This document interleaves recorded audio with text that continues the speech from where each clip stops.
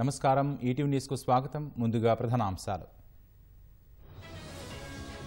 ఛత్తీస్గఢ్లో మావోయిస్టులకు గట్టి దెబ్బ ఎదురుకాల్పుల్లో 36 మంది హతం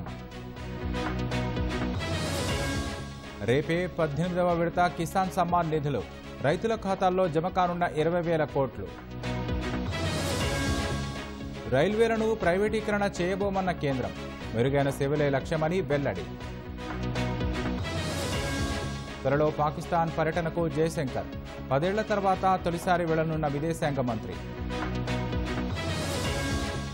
మహారాష్ట్ర సచివాలయంపై నుంచి దూకిన ఉపసభాపతి ధన్గడ్లను ఎస్టీ జాబితాలో చేర్చడంపై నిరసన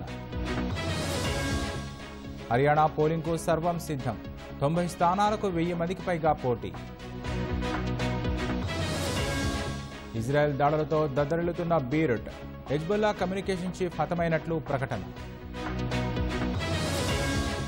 ప్రపంచ కుబేరుడు ఎలాన్ మస్క్ జెఫ్ బెజోస్కు వెనక్కి నెట్టిన జుకర్బర్గ్